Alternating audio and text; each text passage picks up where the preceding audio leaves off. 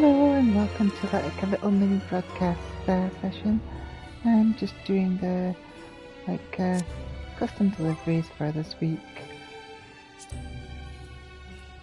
So let's just become the crafter and go to crafting log.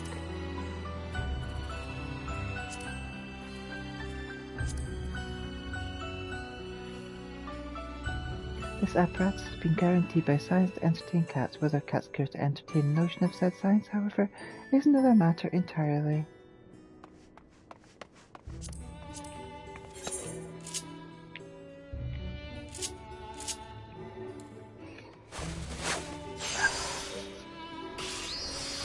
Let's just craft the way.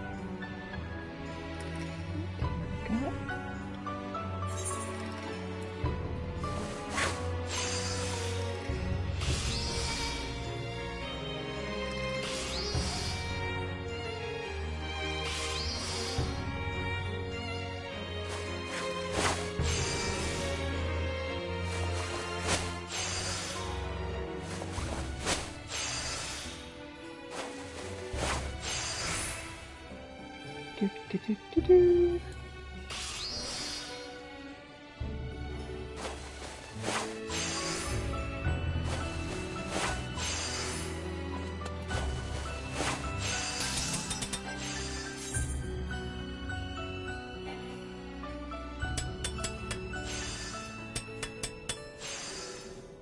Good face.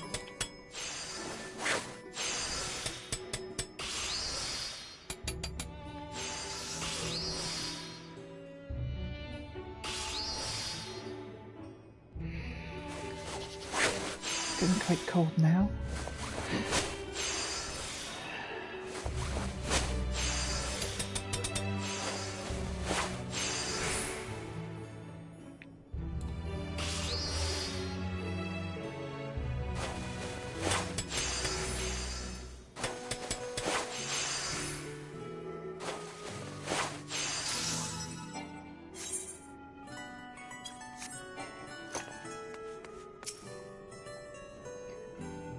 Hello, my fair cleaner. How goes the campaign of feline satisfaction?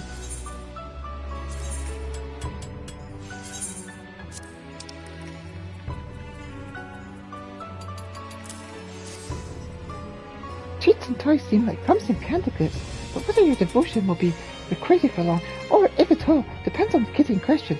Perhaps a wad of crinkly paper or a small, simple box would suffice.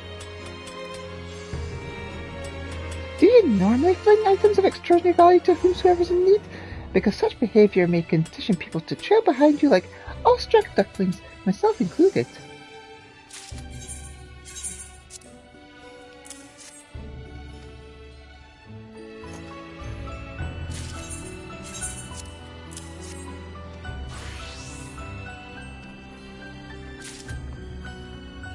Cats have never struck me as particularly cheerful creatures, but even the most tenebrous tomcat will surely be moved to purr by all you've brought us. Give me a moment to present these gifts to Roaring Spring.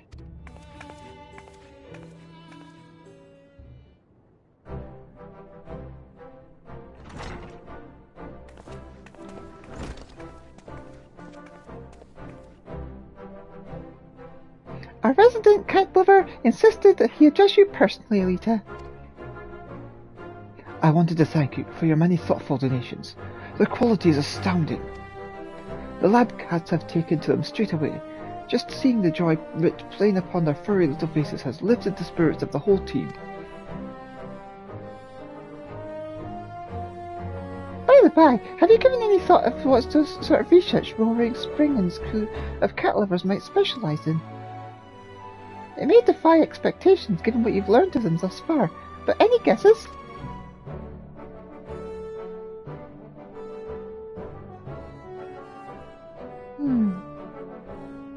Believe it or not, they are all experts in aero and ether dynamics, the studies of how air and ether move respectively. It's their comprehensive understanding of these mechanics which enabled them to devise not only the optimal form of our teeny tiny toy boat, but that of its individual components as well. So, while we were all losing our heads on the ether burner, Roaring Stone and his colleagues were calmly ensuring we had somewhere to stick the damnable thing. Which brings me to my question. Why is your laboratory overrun by felines? Did the stress finally break you? Not as such. Our kitties are the fluffy keystones of our latest intellectual challenge. In the aftermath of the final days, we received a letter from an Eorzean naturalist named Marcette who, stridently implored us to investigate a rather puzzling phenomenon. The spontaneous flight of traditionally flightless organisms. Shocking, yes. Imagine an adamantoid or a damel suddenly rising into the air and darting away. But while such incidents may seem queer and inexplicable, we believe we can identify the root cause, insofar as it relates to aviation at least.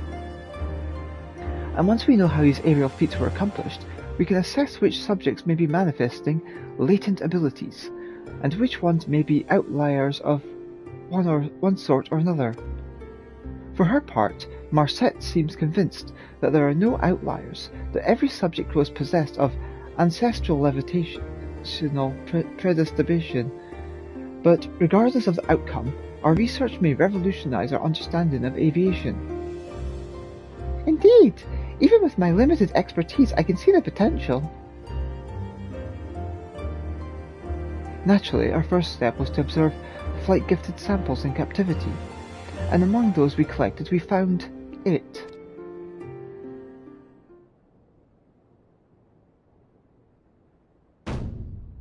An enormous flying kitty cat. Such grace, such beauty. How could the air and ether not embrace you? How could the laws of nature not contort themselves to cradle your winsome curves? Yet a mystery it remains, a fabulous, fluffy mystery, one to which we will devote our waking days to unravel.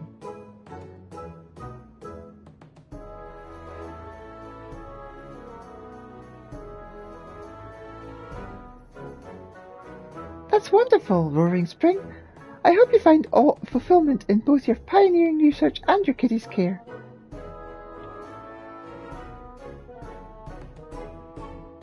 Thank you, Margaret.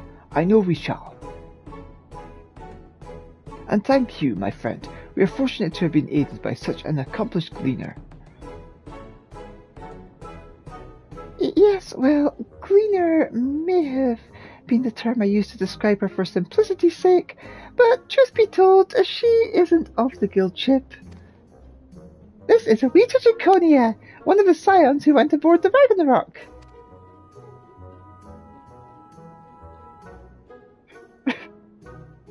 What? So I've been waxing poetic about kitty cats commissioning kitty goods from...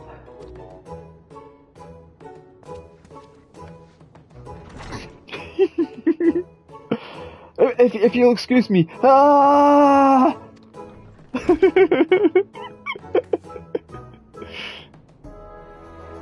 Oh, Aaron, go and check on him later.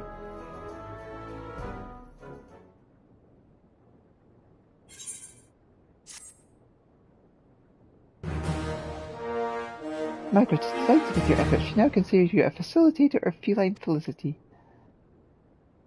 And yet there is still much work to be done if the researchers of Charlene Hamlet are to have their myriad needs met. To that end, Margaret has a new favour to ask of you.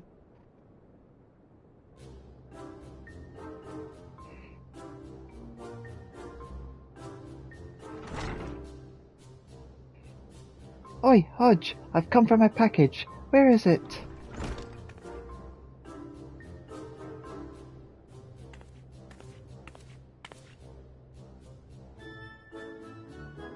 The items you requested were deemed non-essential. Non-essential? And is my willingness to toil away in these bland biscuit boxes you call laboratories non-essential? Is my motivation non-essential? Is it? You are free to purchase whatever you like with personal funds. You're a personal fund!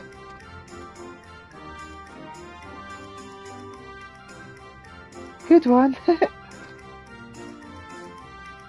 Ibuki! While I understand your frustration, you cannot simply unleash your concentrated ire all at once to effect a change. Nay, we must use the Paymaster's methods against their agents. As they slowly grind away at our spirits, so too must we wear down Hodge.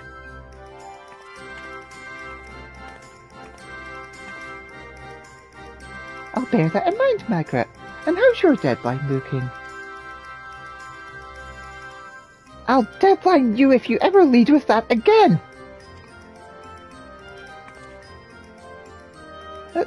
Sorry. Clearly you do understand my frustration. I presume, like me, you've been trying to improve your team's working conditions? But to no avail? Precisely. Why I called you over. If Theosaurus is giving you the cold shoulder, we may be able to help.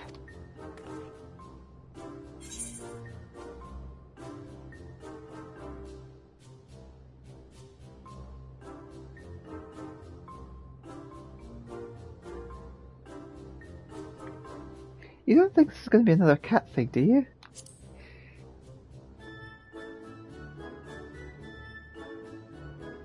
Who knows?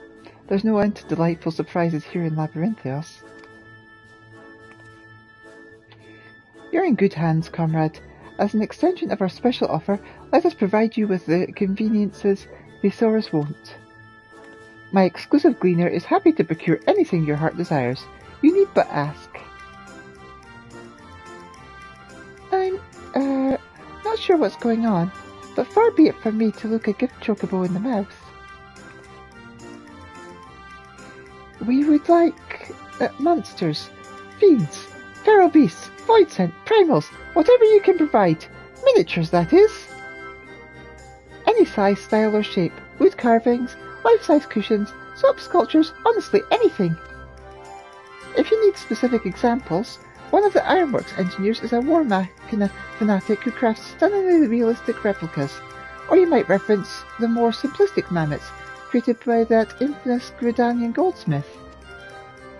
Even if you can only manage supplies, we'd be more than delighted to make our own miniatures, time permitting. Right, well, now that I've thoroughly embarrassed myself, thank you in advance, kind stranger. She has the same style of hair as me. She's like my twin.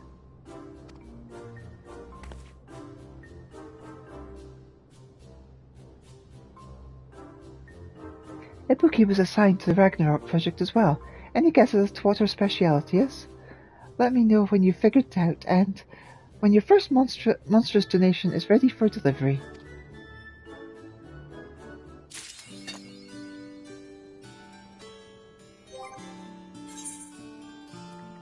Yeah, I take off my hat. Let's see. Headgear. Look. Same hairstyle, same facial features. She's like a mirror.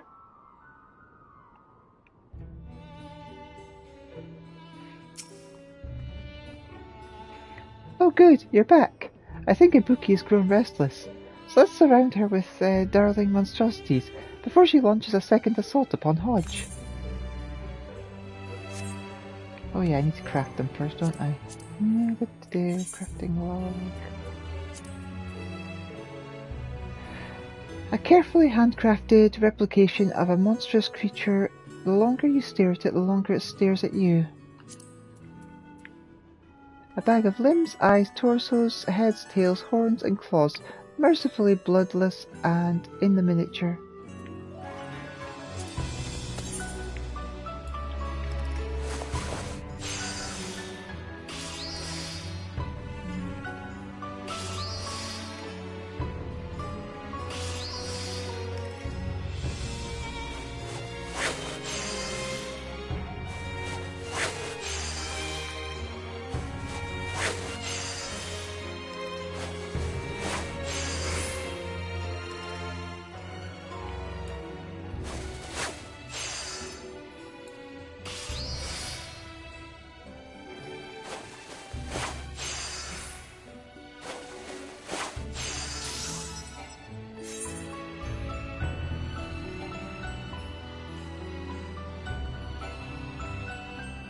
we go. Just wait for it to stop doing that. There we go.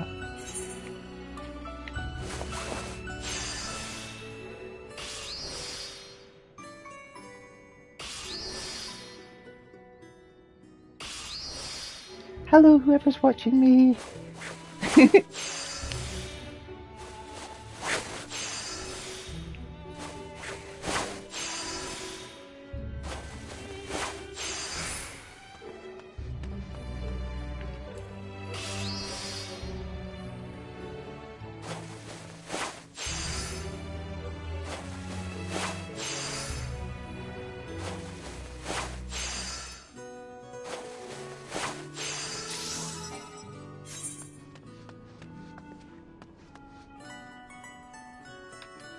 One more.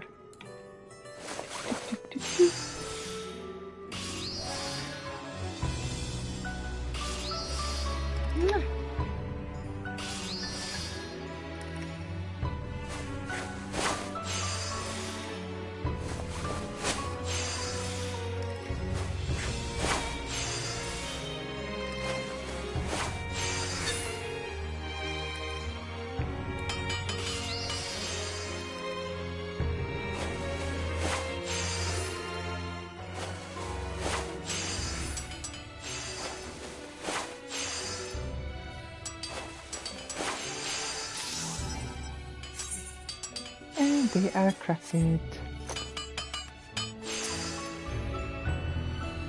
Oh, good, you're back. I think Ibuki has grown restless, so let's surround her with darling monstrosities before she launches a second assault upon Hodge. Let's see. Imperial Spiral. Though equally beautifully intact, this conch shell becomes an in-demand pigment when ground to pieces, so pulverized it shall be. Mesmerizing miniature materials. Everything a monster lover requires to replicate the horrors of their dreams, or nightmares as it were. And that's the one that I crafted earlier, and I've already read the description of that. It sounds like you're free to procure anything from grotesquely realistic clay sculptures to adorable plush creatures. Let it be known that I humbly request permission to squeeze, should your donation be of the latter persuasion. Do you normally fling items of extraordinary value to whomsoever in need? Because such behaviour might condition people to trail behind you like awestruck ducklings, myself included. Repeat this 2 more times.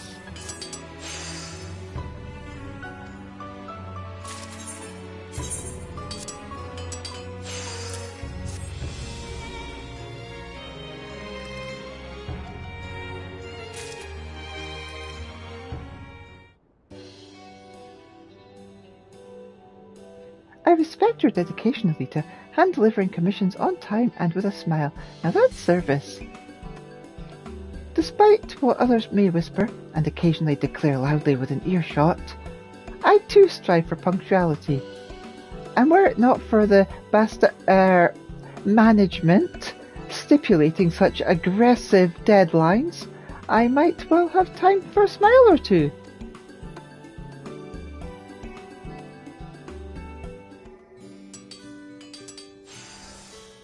You have delivered the weekly maximum of 6 items.